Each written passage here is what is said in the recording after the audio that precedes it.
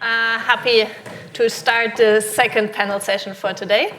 I hope you enjoyed the first one, got a lot of food for thoughts. I think based on the lively discussions that I observed over the break, that has been the case. And I'm very much looking forward that we can now extend everything beyond the pure practitioner's perspective towards people who are sort of sitting in between the practitioners and are themselves as well practitioners or users of potential NLP, which is the financial supervisors and the central banks. So what we have seen is a lot of increase in interest in financial supervision, ensuring that financial institutions properly manage their climate and sustainability related risks, and also in addition, the recognition that only an orderly transition is the one that saves the financial system from major disruptions and major instabilities, which also means that financial institutions and financial supervisors try to nudge the financial institutions to some extent to have also a positive impact. So we have both perspectives here. We have the pure risk-based focus from what does sustainability mean for the risk of a financial institutions. And in addition, we have the perspective that's basically enshrined in the notion that only an orderly transition and only enabling an orderly transition saves financial institutions and the financial system from major risks. So I'm very pleased today to have a panel of distinguished speakers, 4 of them from various backgrounds. One of them will join by Zoom because, unfortunately, Yuri Ikeda was not able to make it here today. She was about to come, but July is a major shift period in the agencies in Japan, and so she had to be there. But hopefully she will make it via Zoom. And as a very first introduction input, I'm very honored to present José Manuel Marques Sevilla. He is the Director of Financial Innovation and Market Infrastructures and the Chair of the Green Finance Working Group of the BIS Innovation Network and works at the Banco de Espana, the Bank of Spain. He is focusing on Target 2 securities and Eurosystem mutual management system. And in addition, he has been engaged in the analysis of the major trends transforming the financial system. For example, big tech, fintech, as well as cryptocurrencies, CBDC, AI and machine learning, to drop some of the keywords, and especially another keyword, green finance. I'm very pleased to have you here with us today. And over the break we have been quickly discussing, is it an issue to have a niche or an opportunity? And I think it's great to extend on your thoughts furthermore. Thank you.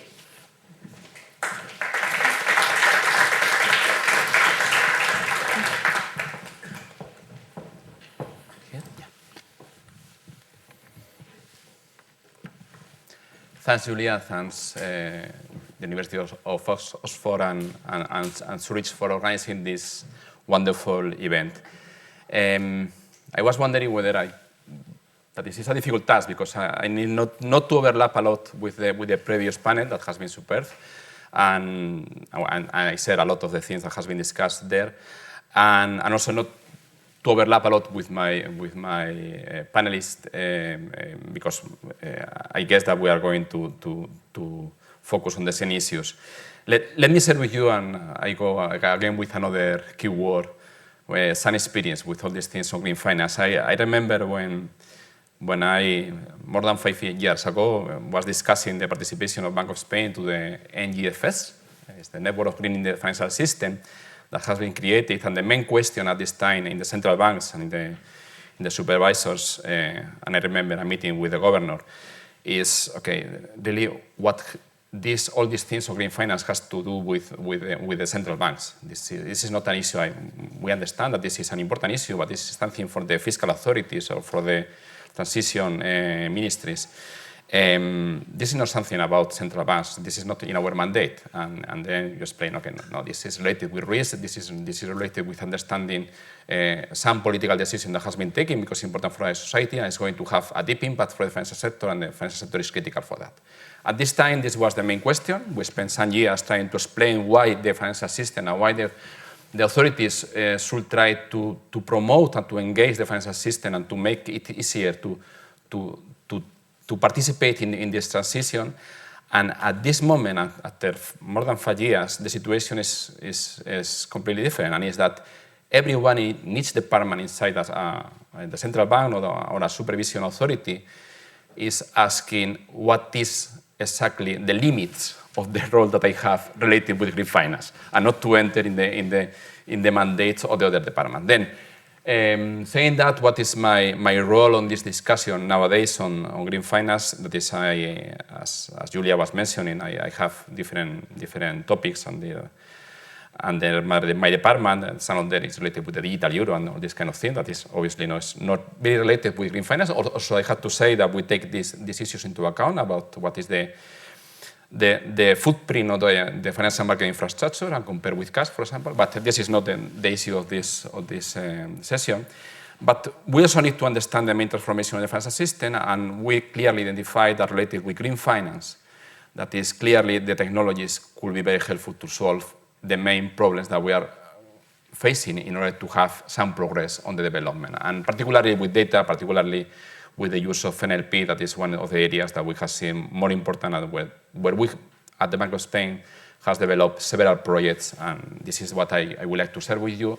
In addition, with the main areas of coordination, of international coordination with other central banks, that I think that is the role is the way forward in order to be able to use the technologies to help the main difficulties that we are facing. This basically has been discussed. That is, NLPs. The importance of NLPs is because we have more and more tests, more and more data, more and more mainly unstructured data that can be used, that can be extracted, that can be compared, that can be analyzed. Then the main applications has been summarizing or drafting new reports, or even measuring sentiment, or cleaning or changing the codes. We have seen some evolution at the beginning. When we begin to start with the models, we basically work with models based on rules and with some dictionaries. Then we begin to use models that use convolutional networks or recurrent networks that can understand, or that can be training, or that can adapt. And now in the last years, we have all these transformers and big models that not only have more processing power and understand all the context, but also they have some interface that make it more available for everyone, that is not an IT guy, and make them more available for everyone. But I will not enter into detail on that. That is obviously from the perspective, from a general perspective, this will imply that some of the more routinary or more tasks that has been performed that are not very interesting for the people, you can automatize this one, and you can make the human in some part of the analysis that is more interesting, and this increase not only the productivity but also the motivation of people working with that. But this also implies that you are able to face some challenges that before that was really very, very complicated, and green finance is one of these areas. Let me provide you some overview of the main uses that we have seen inside of the Bank of Spain, but in most of the central banks, related with the use of NLPs, and taking into account the green finance is on all these areas also important. Then you can guess that for green finance is something similar. That is, in the case of the supervision role, we are using, or we are beginning to use NLPs in order to automate and to extract relevant information at very, very granular level. For example, going to the contract that the customers make with the banks, and being able to analyze if they have some clause related with the floor on interest rate or whatever, and if the customer has been informed. With financial conduct is something similar, in order to see if really everyone has explained to the customers the main implication of the investment and is well informed or not. We can analyze in detail these documents, and basically we analyze almost all of the documents, something that previous to that is completely impossible and is very difficult. From a financial stability side, these methods has been used mainly for sentiment analysis. For example, when we publish the financial stability report, we use these kind of methods in order to see not only the sentiment that we are producing comparing with previous report, but also to compare it with the sentiment on the newspaper and see what is the implication, what is the impact that our reports is having. And some of the reports is related with finance. And from a macroeconomic side, and in order to make a forecast, all the no-costing models, taking into account financial and economic news, or taking into account or trying to measure the levels of uncertainties, you use also this kind of models. Jumping to NLP, what basically we have identified is that climate data is the main issue and is the main bottleneck that we're having for many reasons. One of them is because I love in the previous panel this quote that said that there's no standard information and no standard of standards. I think this is perfect to describe the situation. There are many ways to provide information. There is no standardization at all. You go to the reports from the companies, you find them in the text, you find them in the charts, you find them in all of them in PDFs, you have in several languages. Then there should be some way to compare this information. One thing that we did, together with Andres, that is here in the audience, is that we analyze with some algorithms, we analyze what are the main topics in the journals that discuss about the intersection between machine learning and climate finance. And we found that climate data is one topic by itself. That is, there is a cluster of research completely focused on how to obtain climate data based on NLP models. Then there is a broad range of research on this area from the academic side.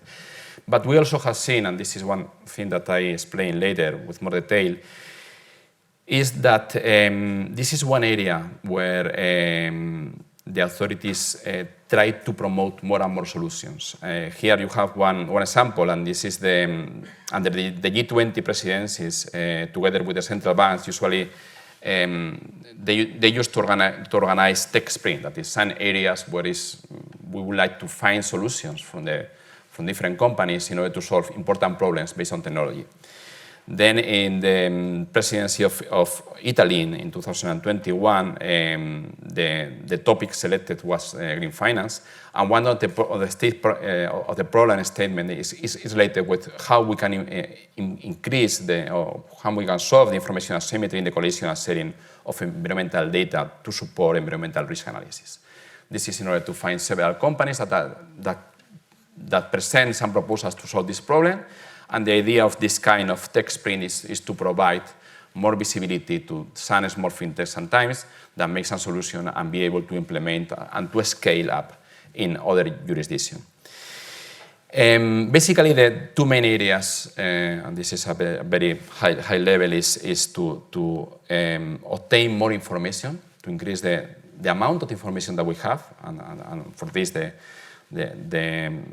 the last models are very useful, and also, and we have some examples in the previous panel, to compare and to validate this information, because taking into account that there's not a standard, there's not a standard like the XBRL, then we should compare this information. We should, if we have contradictory, for example, from the rating agencies, contradictory indicators, we should be able to compare this one and examples like the Clarity, and you have here other companies that are doing similar things, are good solutions in order to analyze the discrepancies.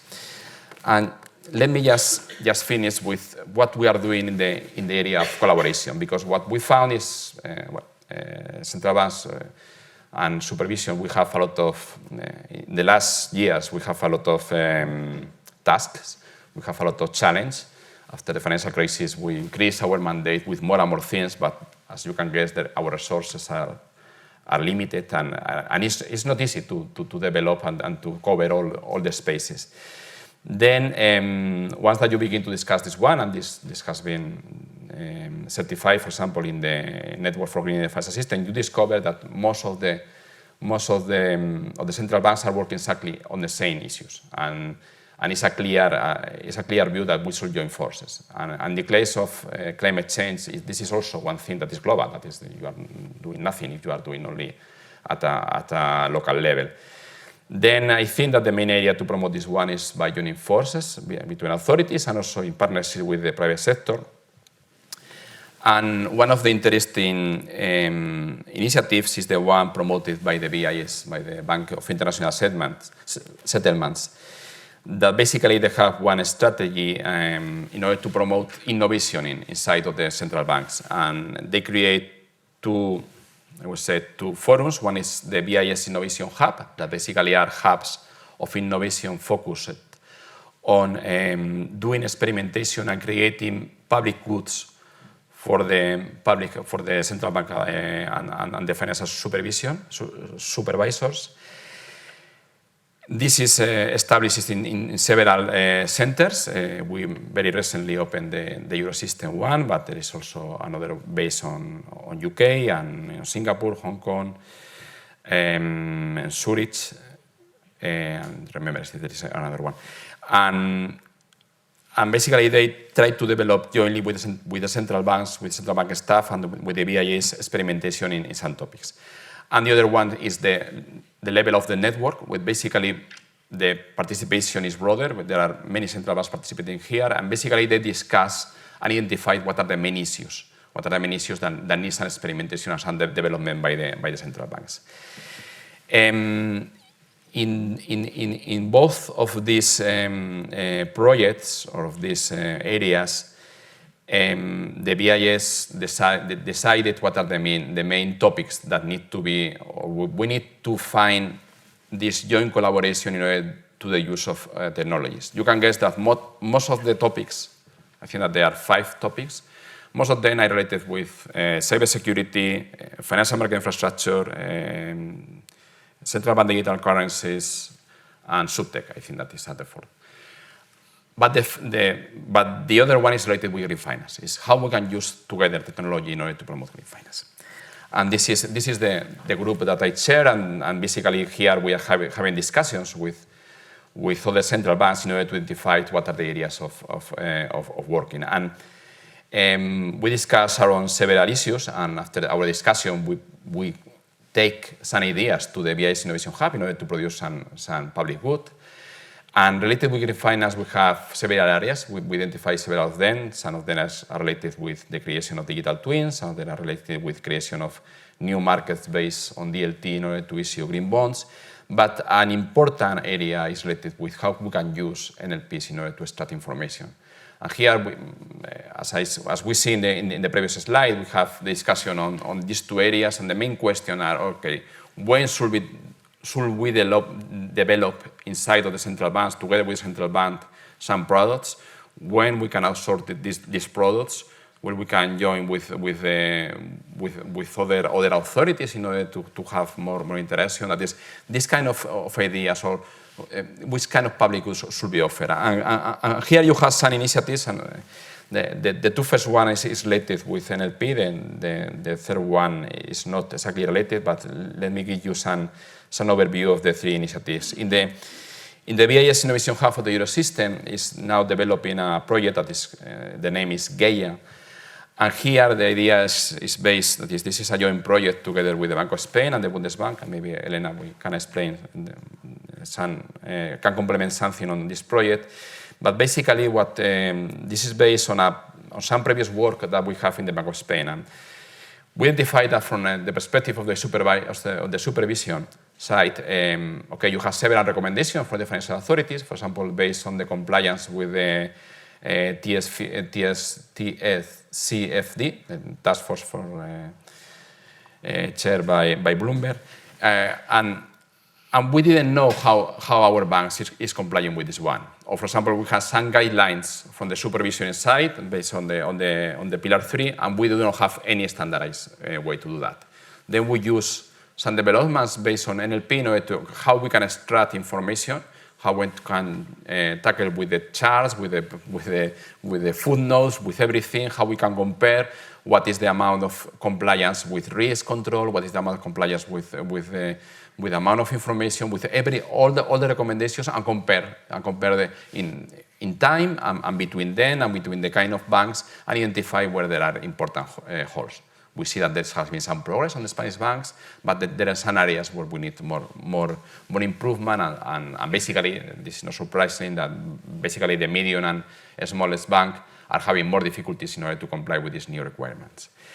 But one thing that we very soon realized is that our supervisory guys, colleagues, say, okay, this is something that needs to be required at the European level. Then we begin to speak with SSM. They say this is very interesting to have some kind of tool, and then we go to this hub that has been created and say this will be very good if we can have this kind of tool, but based on several languages and be used by several central banks. And this is exactly what this project is trying to build. Some tool that we have an easy interface, and they are analyzing if they can use at least the interface, not exactly the tool, but at least the interface of the ChatGPT in order to be able to interact better with them. But that every central bank can be applied in order to analyze if the banks are providing enough information and how is the evolution on the requirements from the supervisory side. Obviously, when we will have more standardization on this one, all this work will then be useful. But this could take a lot of time, and in the meantime, these kind of tools are definitely very useful. The other project is the project Viridis. This is developed in the hub on Singapore, and here basically is to combine the financial information with the information from the climate and having some data lake that can be used also from the authorities. And the other project, this is not completely related with NLP, but this is one based on Hong Kong, and this is basically based on the creation of some issuance of green bonds based on the LT market, that taking into account that the scale and the requirement of data is more complicated. Based on this technology, it could be easy to launch the bonds. And it could be cheaper, and it could be more accessible to small investors and also to small issuers.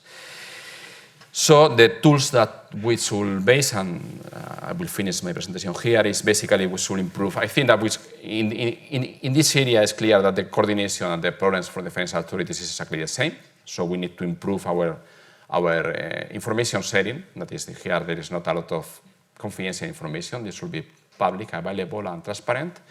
And a lot of international coordination, because we do not have the time and the resources to take long time in order to have local solutions, and we should join force because the problem is exactly the same. There are many ways to address this one, and we are exploring all this. That is, to have hackathons at test sprints is very good in order to have more relation with the private sector and knowing what they are doing, and also to scale up. That is, for example, one of the areas that we are, as Bank of Spain, are trying to promote is by our collaboration with Latin America, with some fintech forum in Latin America. This is one of the areas that we are trying to explain to these countries that they are in a different stage on these areas, and showing that there is an important area to focus on.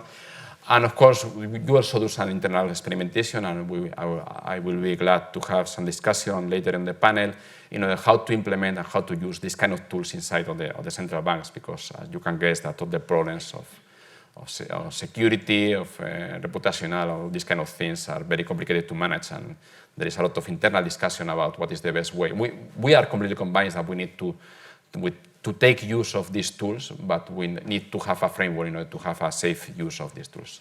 Thanks a lot, and very happy to have, after that, some discussion and question for you.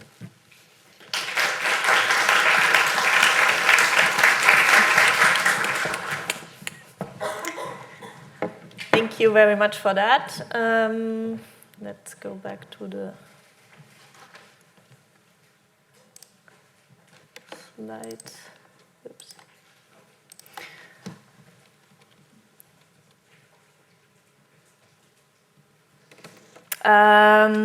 Thank you very much for that. I think one of the interesting questions you were raising is exactly the question of, okay, information extraction, but then what do we do with it internally? Do we use it actually for certain policies? Do we use it for certain supervisory activities, or also for financial regulation, be it on collateral evaluation, be it on capital add-ons? So I think this is exactly the debate that we need, and this is the debate that we are happy to assist with or engage with as well. As a next step, I'm very happy to introduce and have as a distinguished panel speaker Elena Triebskorn. She is from the Deutsche Bundesbank, and she's the head of the Sustainable Finance Data Hub at the Department of Statistics. And I'm very glad to have you here. I think we have been in touch because of your work as a co-chair on the Network for Greening the Financial System in the expert network on data. And where you coordinated the work on basically identifying the different climate-relevant metrics that various institutions provide and that are required by other users. You have been working on that for quite a long time, and I think also with the BIS network. So I'm very happy that you share your perspectives today.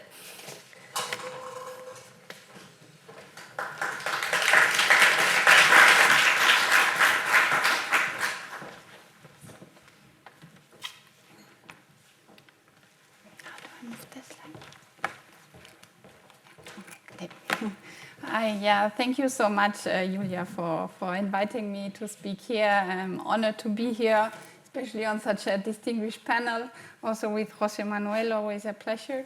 And I want to talk a bit about using innovation to bridge climate-related data gaps and what we do at the Bundesbank at that front. Especially, I want to start by talking a bit about the intra-institutional setting we came up with to sort of deal with this question of, okay, so we want to do something about climate change. What can a central bank do? We need data for that.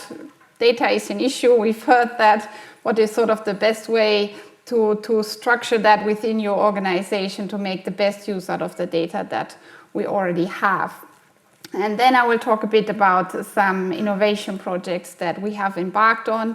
And last but not least, just share a few thoughts of where I think the next big topics will be coming from, what we will be talking about when we're talking about sustainability-related data. I don't think I need to motivate much why we need climate-related data. I think we've talked a lot about that already, so I won't go through that, just to say that central banks are also thinking about that. In the Bundesbank, we are thinking about that. So Sabine Mauderer, one of our board members, she's the co-chair of the Network of Greening the Financial System network of central banks and supervisors. And so this is essentially a network of international central banks thinking about the same issues on various business areas. May it be supervision, may it be monetary policy, and also data. So in my case, would be the network on data. So on the intra-institutional setup to start with, so we are a unit that is called the Sustainable Finance Data Hub. It's within a section that is called Financial Market Data Management, and in a department that is called the Data Service Center. It's sort of the last division in the value chain when you're talking about all sorts of data that a central bank has, right? And so it's a division that provides data for internal use within a central bank, maybe for monetary policy purposes, for financial stability, etc., but also to provide it to the more general public and also to researchers. You can, for instance, if you are a researcher, go to the Research Data Service Center and work with more confidential data there. And just to talk a bit about the staff profile that we have. So a lot of us are economists, statisticians like myself. as you can see, I'm the least useful group in all of that. Yeah, so we also have mathematicians and computer scientists there, and trying to bring a lot of expertise together to make the data as usable as possible. So the Sustainable Finance Data Hub. We are a unit that was created about 3 years ago.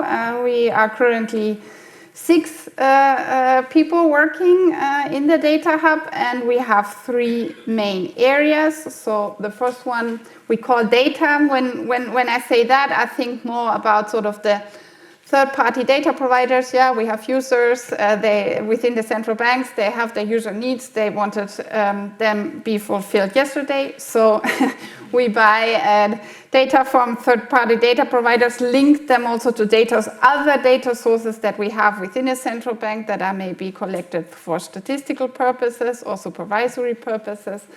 And that sort of is the fundament to work with a coherent data set within a central bank. Then we have the exchange part, so that is communication and coordination. That can mean communication with the general public. So for instance, we have a green finance dashboard on our website that is sort of, if you're very new to this area, you can go there and look and get a first dip into what kind of data is out there and how things are developing over time. And then, of course, also coordination, be it within this network that we mentioned of central banks, or going to events like this and also hearing from a more broader audience than just the central banking community of what is going on. Yeah, and then the third part is innovation. So this is something that we are developing now, so it's still new for us to look into this. We have started looking into this, but of course, you also need the right people and with the right knowledge to do that.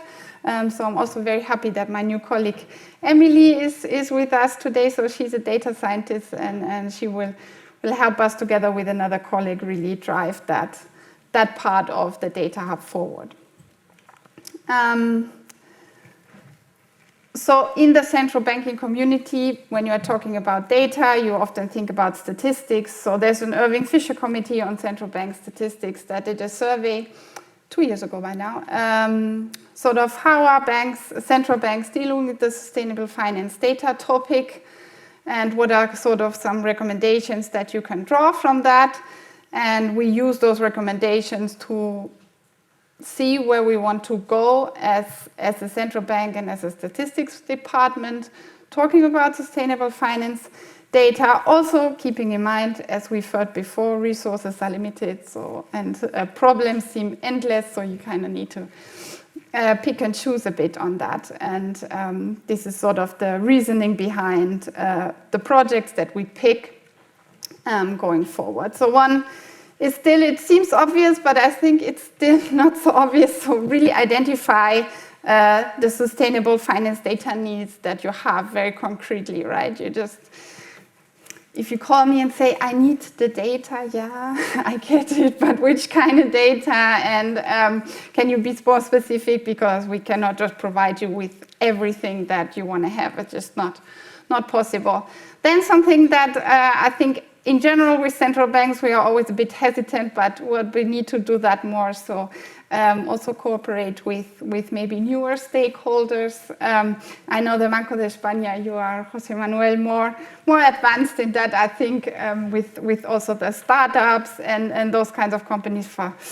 In Germany, we are maybe a bit slower on that going forward. And then last but not least, yeah, lead by example also. I mean, and rightfully so, maybe as a central bank you're asked, yeah, but I mean, you're asking all of these things for us, what are you really doing, right? So we're talking about disclosures. The Eurosystem central banks just went through a whole exercise and published their results in March of this year of actually disclosing some sustainability-related figures on their own portfolios. And with all of that, all of those recommendations can be achieved or aided by the use of NLP. I'm just going to mention 3 projects that we are currently working on, just to give you an idea of what we are thinking about and how we are going about it. One is the project Gaia. José Manuel already mentioned it, so I won't go through it in detail, just to say that the idea behind that is, again, in a collaborative way. We are all thinking about the same issues. It makes sense to think about this together as a central banking community and not each institution individually. And then we are, in the case of the University of Munich, embarking on a cooperation, and in case of the Darmstadt Technical University, are already embarked on a collaboration on dealing with 2 very specific projects. So the idea behind these cooperations is that we realize as a central bank we may not have the knowledge, the tools or the resources to do everything in-house. So the idea is to work together with the university where really the experts are there for a very specific research question and then go forward together with them. And one is structured sustainability data through machine learning, very similar to what we've heard from a lot of you. It's basically extracting information from disclosure reports. And then another one on actually extracting information from images that can be used for various purposes. That is it on the Data Hub. This is already my last slide, just to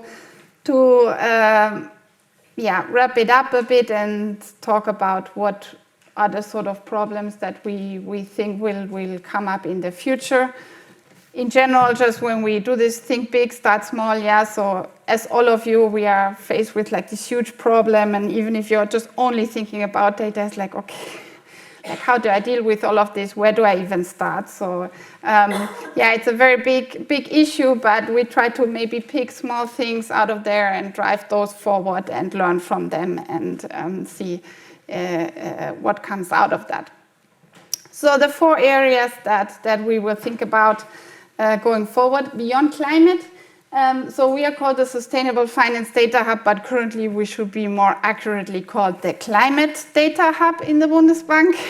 So we have started looking into this, and we also have ESG ratings available for internal use, but to be honest, we can do a lot more on that, and it's more complex than just climate. And so this is really something where I think we can improve in the future. The second thing, the road to net zero. So we've seen increased demand of really forward-looking data. And this is, just speaking as a statistician, something very new, right? So we are used to just having the regulation, going to the bank, saying, okay, please provide us with this data, and then we publish it, and we do all sorts of things with it. But forward-looking, I mean, that's really a different kind of animal, and we are just starting to think about that. And then all of these novel data sources, like satellite data, also the open source platforms. It's not so easy for us, at least if I'm talking from the perspective of the Sustainable Finance Data Hub, because it's definitely nice that all of that is out there, but it's also a challenge for us because we get calls like, hey, from a supervisor saying, hey, I found this open source platform, can I use it? I mean, you can, should you? I don't know. It's impossible for me to keep track of sort of all of that, and maybe as a supervisor and as a central bank, you should rightfully be a bit more cautious in the use of that than maybe for some other purposes. And last but not least, disclosure frameworks. I mean, we've heard it before. There's a lot of data coming through, but sort of what do we do with that? Like, is it going to really replace all of the third data providers that we are working with? Is it going to complement it? So I think it's going to be interesting to see how we approach that and how we go forward with that. That's it for my presentation. Thank you so much, and looking forward to the discussion.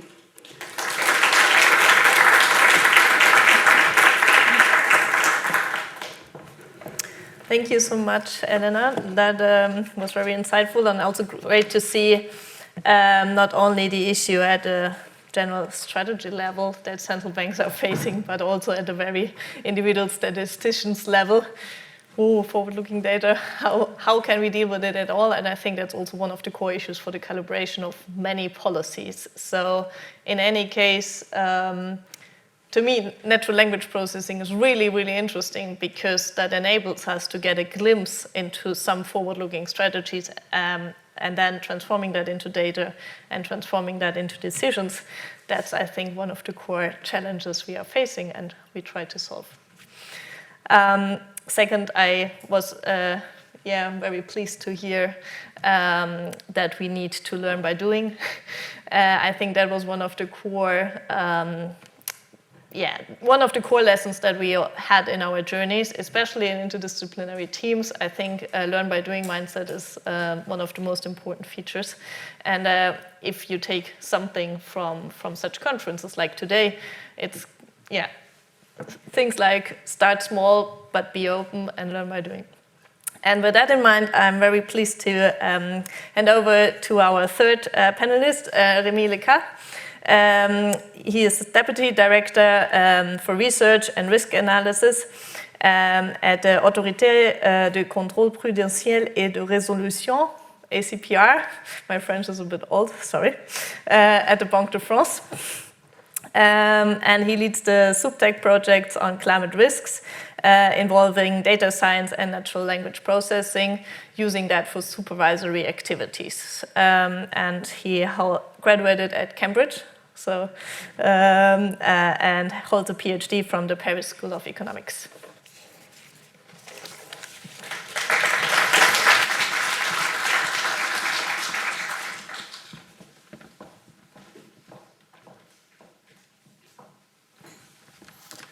First, I would like to thank the organizers because this is a very useful and timely conference for a symposium for us. So the ACPR is both supervising banks and insurances and also involved into investor protection for their clients. We are extremely involved into following climate risk. First, it's identified as one of the main structural systemic risk for the financial system as a whole, and we have a specific task that we have to conduct with regard to climate risk. So first, we have sustainability reports to analyze. So we have there is a very large amount of climate-related text, and as José Maria highlighted, it's exponentially growing. So first, you have sustainability report to analyze for insurances. And so they are regulated by the European Union with the SFDR regulation, but also the French regulation is even requiring more from insurances. And it requires supervisor to control conformity, clear, accurate, and non-deceptive nature of the provided information. Climate is of course also included in other bank and insurance reports from Pillar 2 or 3 financial communication. And here it's interesting because we can check the consistency of these different reports. For investor protection also we have to deal with text such as financial product advertisement and look at their climate feature. Finally, we have on-site inspections with access to a very large corpus of internal text, such as written procedure, and it's also the kind of text that we have to deal with. So here, of course, it's a very labor-intensive, requiring highly qualified employees. It's very time-consuming. And clearly, NLP can improve our efficiency now and to identify a potential risk and react and be more reactive to this risk. So I will present some NLP use cases. So it's not projects, it's just brainstorming, the result of a brainstorming. So NLP can be used for microprudential and macroprudential control. For microprudential, of course, for the analysis of documents. So we have seen that we have a mission to check the existence of required information in sustainability reports. We have to assess the governance of climate risk, the exposure to climate risk, and the strategy of a financial institution to face climate risk. And finally, for investor protection, we have to look at greenwashing. So we have to check the consistency within and across documents and to produce climate-related financial. So it can help also to train on climate-related financial regulation. So we see that the GPTs are can be very pedagogical and very useful to train our staff. It can also synthesize this regulation, and it's very useful with that regard. And it can also help us produce a written output, whether it is internal note or whether it could be also communication with the financial institutions. So all that is use cases that of NLP that we just imagined. So with regard to macroprudential control, we could also extract from this mass of reports the overall degree of maturity of financial institution with respect to climate risk. And it's very useful when we consider systemic risk. We can also monitor public sentiment and opinion and be alert to emerging concern. So now, when thinking how to implement this kind of use cases, we see many implementation barriers, and we thought about way forward. So first, there is confidentiality of some of the financial institution production. For example, internal procedure, we won't put them on ChatGPT clearly. So we would need to preserve the confidentiality of these documents. Even our own supervisory treatments can be not public. For example, when we are tracking fraud, and then we have to check the accuracy of the results. We've seen that GPTs are not always reliable, and so we need to be able to trace the whole process, which should be transparent. Then there is a question of cost of development, the use of very large processing power, especially for the pre-training phase. So maybe one alternative. So we are thinking about to general NLP would be to have specialized tool pre-trained on supervisory materials and or on a specific themes. And with that regard, we looked at climate birds. So the current tools that are used at SCPR and what we are looking forward. So first we have a keyword detection tool, so based on the regulation, to extract the paragraphs that are useful within the report to check the existence of the required information. We are exploring NLP tools going forward and thinking, for example, of having a two-layer analysis which could combine both NLP tools and then try to compare it with the data, the figures that are reported by the financial institutions. So Now, a general assessment of NLP use with regard to financial supervision. So we could think that it could improve efficiency and reduce the chances of human bias. So that's one thing that we could think about. However, NLP algorithm will heavily rely on the quality and diversity of the training data. So even with that regard, it may lead to biased outcomes that would be reflected by the corpora, by the training data that we include in them. So still, there will be a need for supervisor to ensure a balanced training data corpora and to monitor the deployed NLP model so that they don't drift and develop some bias. Then there is the issue of confidentiality, as mentioned, of also privacy and data protection, because we may have to, if we have to use third-party services, it may be exposed to cyber risk if we have confidential data included. And then you have data protection and complying with the European regulation, the GDPR.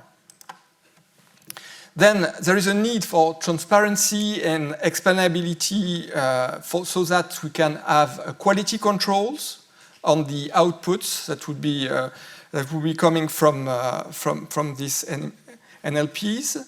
And also, we have to explain our decision to the financial institutions, and they need to be able we need to be able to present our process.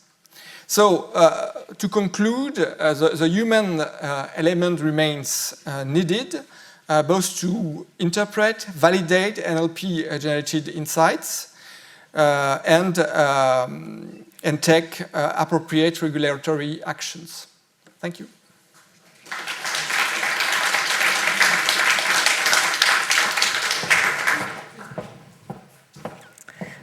Thank you so much, Remy, for sharing these hands-on thoughts.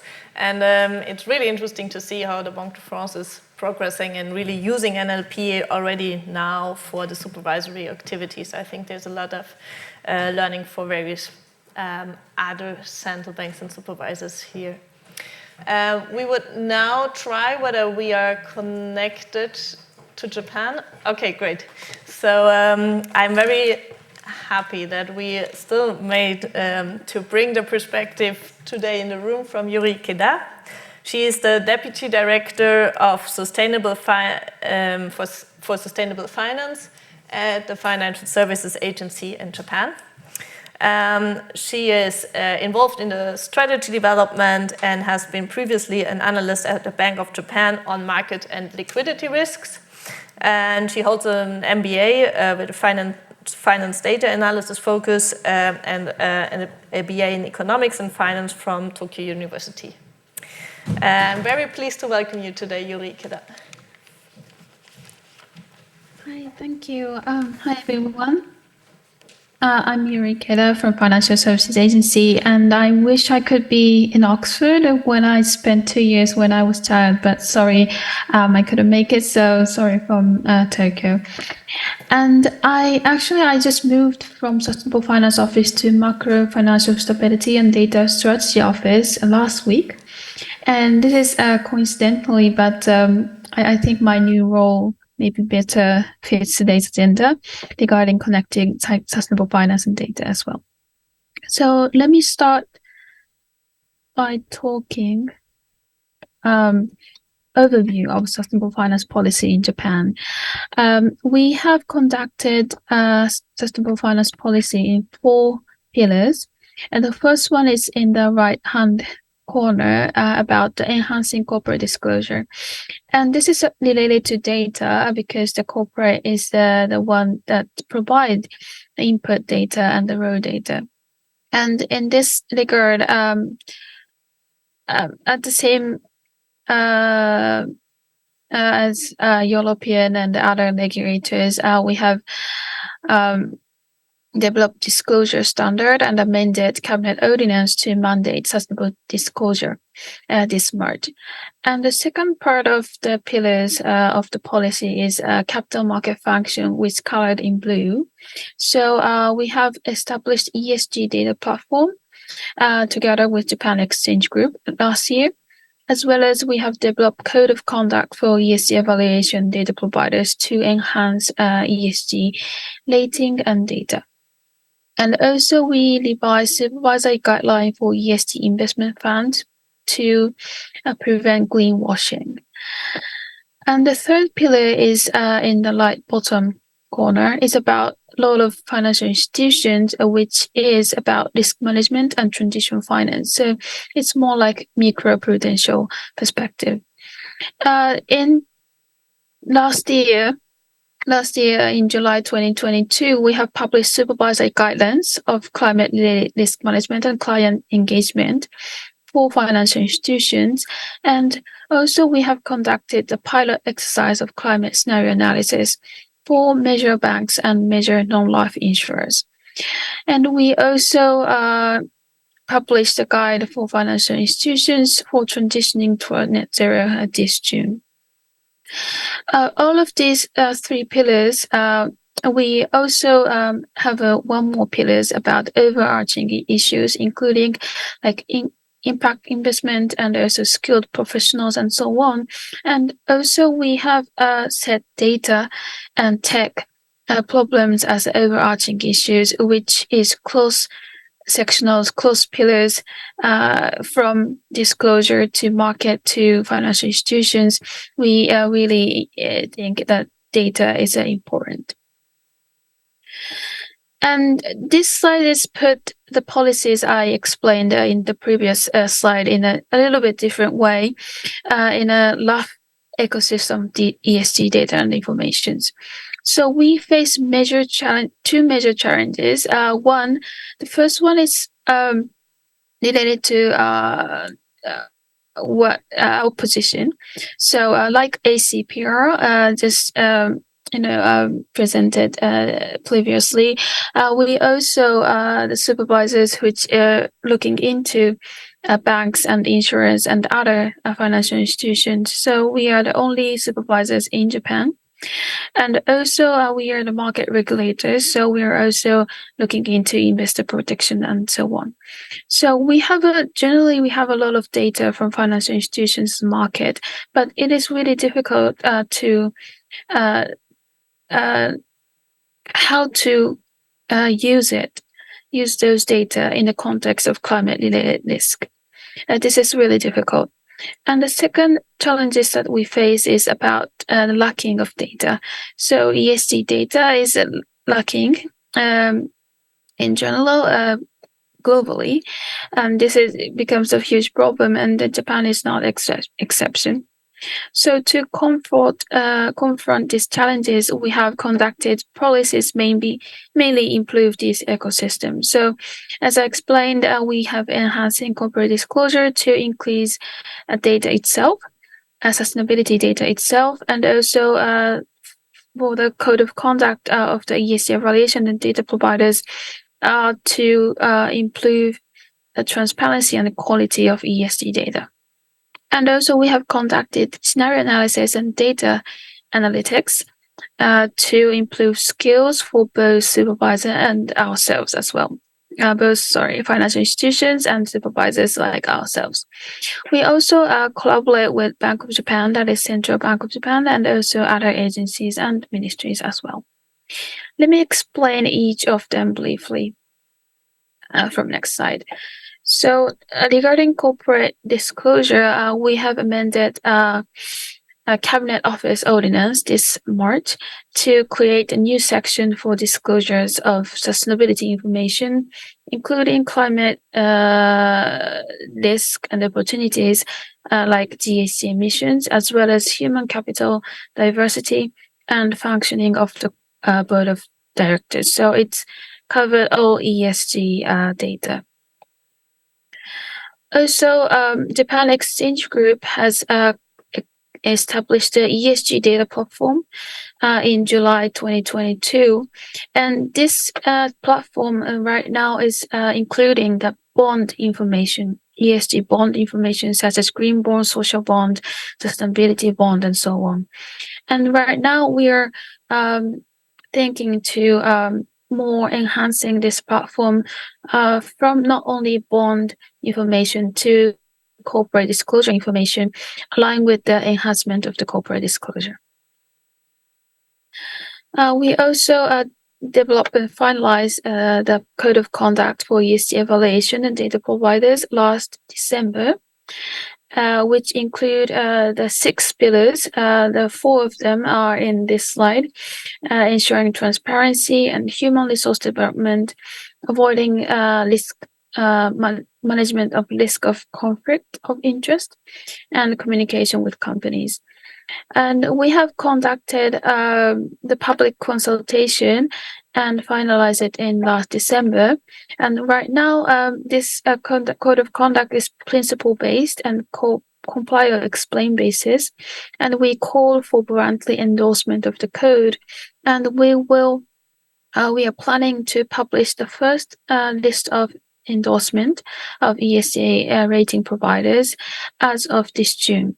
So we are preparing for publishment, and we will soon publish the list of the organizations.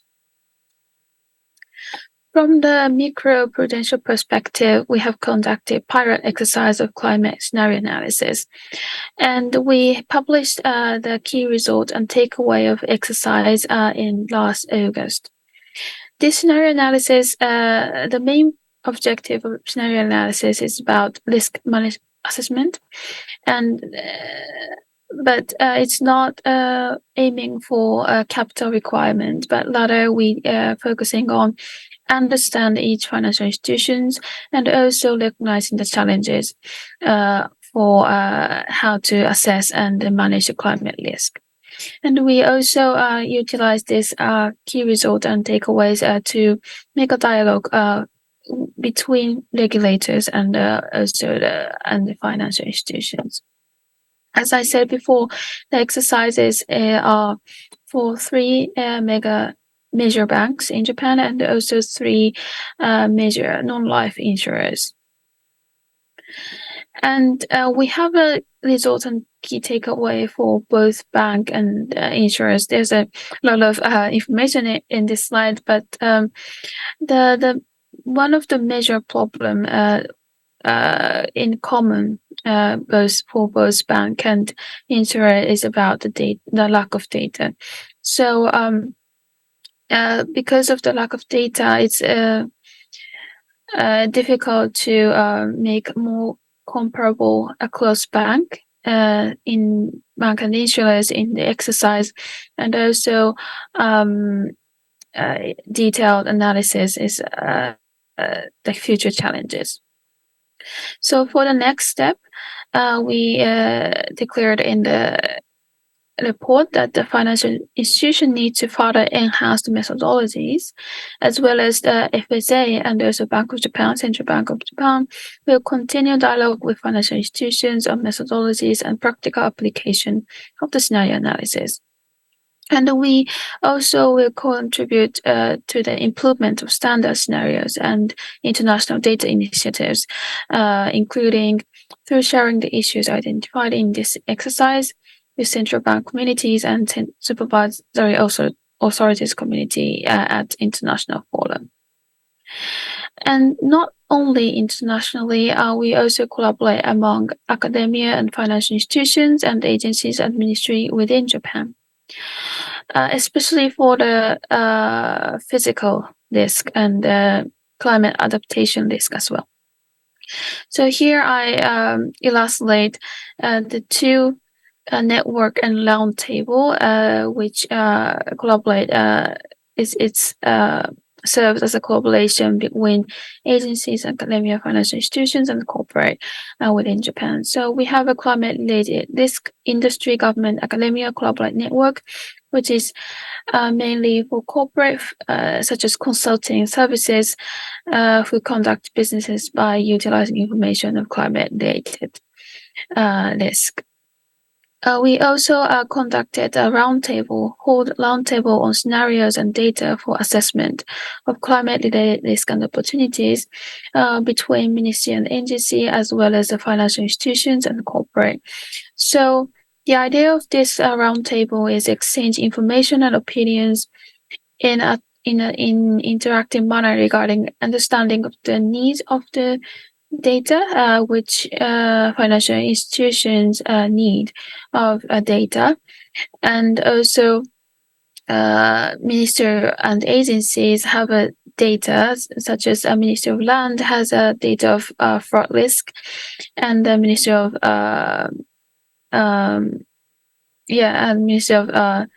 Land also have a data of weather. So we connect those users and also a supplier of the data to enhance and also share information and exchange opinions. We also this slide is showing the data project and policies of FSA. So here this is an annual strategy of the FSA policies until June 2023, and we are right now conducting a new annual policy right now. But main agenda of the data policy and project is about multiplicated based understanding of reality by data utilization, including identify details of companies' financial conditions and financial institutions' lending trend, as well as use data for considering how financial institutions should support companies. These include new challenges, including climate change. And also, we trying to improve data collection and management framework. Cooperate with the Bank of Japan. We have trying to construct the shared data platform and conducting the joint analysis, including scenario analysis, as I explained. And in June 2023, we have published the FSA analytical note, which compiles data analytics project conducted by the FSA, including current trend, corporate financial, and also climate-related risk. This FSA analytical note on climate-related risk right now is only published in Japanese. But to summarize, we try to use highly granular data such as corporate risk statement collected from the 49 regional banks that participated in the demonstration experiment to examine the joint data platform with Banco Japan. And we have identified a characteristic of climate-related risk of regional banks. Now we have conducted 3 analyses. One is GHG emissions, financed emission of the regional bank. And the second analysis is about changing in businesses of bank. And the third analysis is related to physical risk about the effect of fraud risk for the regional bank. We use the data collected by the regional bank as well as disclosed data from the data bank called Teikoku Data Bank that is used for the corporate data. And I'm coming back to the previous slide about the ecosystem ESG data. I briefly explained a lot of policies and analysis that we have conducted, and I believe that the NLP will sophisticate and strengthen our policy supervision and data analysis because for corporate disclosure and also the market data, the NLP will allow investor, financial institutions, stock exchange, and government and other stakeholders to automatically and easily collect corporate information and market data, including qualitative one. And this is extremely important because many of the ESG information is still not quantitative. So this NLP will serve really well. And also from the supervisor and the regulator perspective, the NLP will enable detailed monitoring, supervising analysis, including ripple and or cross-sectional effect for us as a regulator, the only regulators that contain in Japan that have supervise from banks to crypto exchanges to insurers to investment bank and so on. So we expect using NLP to analysis those kind of ripple effect and cross-sectional effect and to utilize detailed supervision. So that in my presentation. Thank you for listening and look forward to the discussion. Thank you.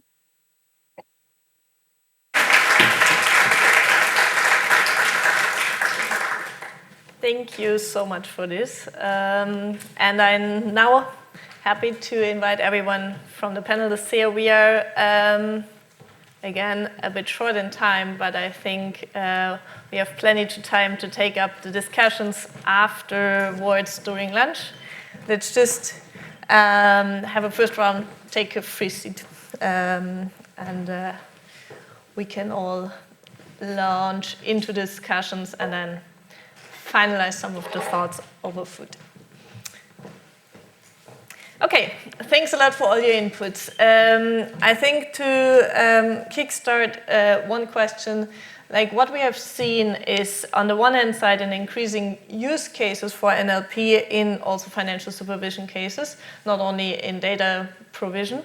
And second, also the concerns, for example, from the side of the BIS and also from what you have mentioned, Remy, that there needs to be assurance that large language models actually can be used by central banks. And also relating to what you presented, Yuri, I was wondering, like, what is there need for central banks to build up their own large language models in order to ensure trustworthiness? And if so, how do we deal with the various languages that we have? So, for example, is a language model that's applied by FSA in Japan also, would it be the one that that would be used by the Eurosystem? And can we leverage on that for cooperation between the various agencies? That would be one of the core questions I asked myself during your presentations. But before you're going to answer, I would like to open the floor to two additional questions, and we can answer them then together. Any questions from the floor? Yeah, go ahead. Yeah. And if you could briefly introduce yourself, that would be great. Yes, hi, I'm Asta Lapp-Edelainen from Kaya Partners. I work with climate policy. And I was wondering, it seemed that the NLP is very much an enabling tool to scale and speed processes. But for example, Remy, you touched on check my notes, the public sentiment, and this maybe being something new. So I was wondering, could you all elaborate a little bit how you see this, or do you see that this changes a little bit the possibilities as a central bank, and what are you able to supervise, and how is this changing your role, and what are you capable of doing, not just through scaling, but maybe new avenues as well? Thank you. Thank you. I see another question hand up there. David. Hi, I'm David Carlin. I am the head of risk for UNEP-FI, or the UN Environment Programme's Finance Initiative. So my question is a little bit less about the use cases and more about the potential supervisory risks. I think we've seen the higher velocity and potential contagion effects that happen in a digitally connected world.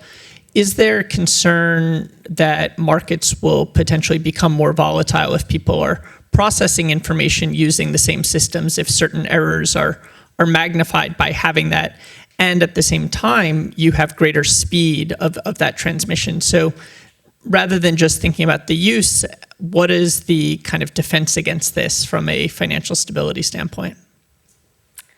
Thanks a lot, David, for that. That was my other main question. So I would like to hand that over to the four of you, and maybe Yuri, if you could start first, and then we go to the panel here in the room.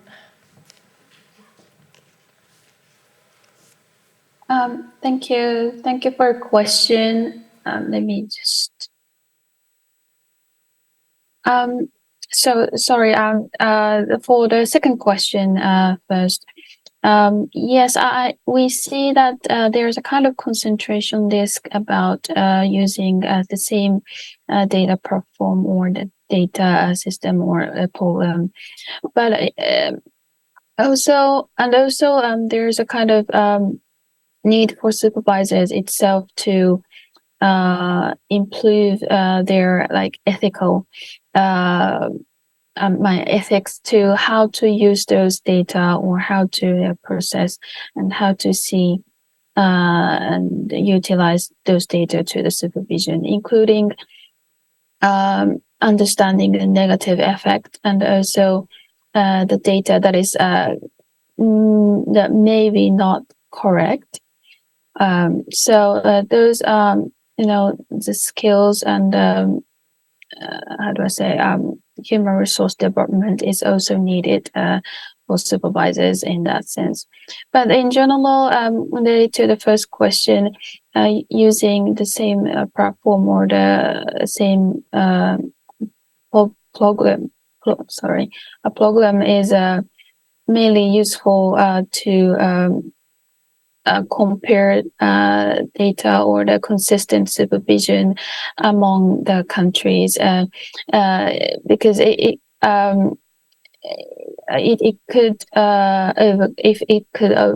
can overcome the language problem as well, because we as Japanese regulators, it's always difficult to the language problem is always a challenge for supervisors as well as the financial institutions and the corporate. So if there is a kind of the consistent program that overcome this language problem, that would be really effective.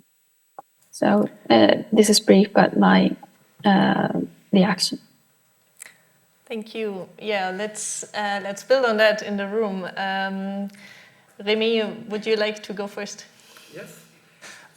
So building our own LLM would be, I think, really a dream. We would then use both the financial regulation we will use to pre-train. We will use internal products, also our internal nodes, internal analysis, our internal interpretation of the regulation. And we could also then use a supervisor to reinforce this training, and we would have a very efficient product. But I think I'm not sure with regard to the cost that it would be possible. So the question is then whether we should go for specialized products, whether it's more efficient. At least it's less costly, or whether general products, which actually have surprising performance, would be also interesting. So that's my first, and then to answer the two other questions, clearly we've seen with the SVB default that the role of social media, the role of so public sentiment as could be reflected by social medias. Of course, then our role should be to watch for this kind of risk of bank runs, and it could be useful to have this monitor. It would be a new role with that regard, but maybe it's also going very, very fast. And we have really to think deeply in how to answer this kind of risks. Elena, what would be your take? Yeah, thank you. Yeah, I think Remy made a good point. I think it's sort of a struggle to really find out, and I don't have the answer to that. Like, how much should you really do yourself as a central bank, and how much should you sort of outsource to a certain provider? I think it's at least you should have the capabilities inside of your institution to understand what is going on, to avoid the sort of black box problem of various kinds, and also to still be able to control the narrative the way that you want the things to be going on. But of course, you also don't want to rely too heavily on something outside. But I also agree with you, Remy. I mean, it's like the resources required to fully do it on your own are just crazy. I think within the Eurosystem, we have a bit also the struggle that we saw when we went through the disclosure exercise, that of course you want to have a consistent picture within the Eurosystem, still considering that every central bank can do their own thing. So what they did there was to just go through an exercise on the data side to buy 2 data providers and sort of release results from 2 data providers. So you have sort of, you at least have 2 to do a bit of a consistency check, but have the most consistency possible within the Eurosystem, also fully recognizing that it may not be the true number that you are showing there. Thank you. Yeah, José Manuel. I think that in the same line, I think that basically we're facing a situation where on one side you have more challenges very quickly with data and with topics that we are not used as central bank to deal with. This is not financial information. You have to translate biodiversity or climate change to financial figures. This is not something very easy for us. We are not used to deal with this kind of information. Then we need some tools to solve that. This is not standardized. This is a big amount of information. Then we face this challenge, and at the same time we face like a lot of tools that evolved too quickly and that we didn't know how to take into account. Then it's a very difficult situation. And in order to do that, you need to clearly, you cannot dismiss, or you cannot say, okay, I'm not going to use this thing until I'm not completely sure. You have to begin to think around that. Of course, coordination, and it's your first question, is critical, and this is because the kind of forums in order to exchange our views, because we need to react very quickly, and we need to understand how to process all these things. This kind of international forums, I think that for us is critical in order to share our understanding, our roles. But you also need to be very concerned about some of the risks that you should take into account. I think that the first thing that you need to do is to think about what are you using these tools for what, and take all the risks into account. For example, you cannot use a large language model for something that you can do something very similar, for example, with a rule model. You can train the rule model with the large language model. Then why to use all this consumption of resources and of cost in order to use the large language model. If, okay, we can use this one, but if you are going to ask specific questions, you didn't need a chatbot so sophisticated, you are going to ask everything the same, you can use the large language model in the training process, but then forget about it and run it with a rule model on your computer, and you need any kind of more general resources. Or if you are going to use confidential information, maybe you can take the use of the chatbot of the interface, and don't put confidential information in things that are not completely safe. Then this kind of questions is the things that we are beginning to ask ourselves in order to develop some kind of framework in order to use this one. And of course, and this is related with the last question, related with the herding of the concentration with providers. I think that in this area, we have a long history of discussing with the financial institution about the outsourcing risk of this kind of providers, not only for things related with NLP, but for cloud computing, or for many others, or for artificial intelligence algorithms. And we are requiring the financial institutions a lot of things related with the outsourcing risk that, of course, we should also take into account internally and adopt ourselves as institutions. That's my main issues.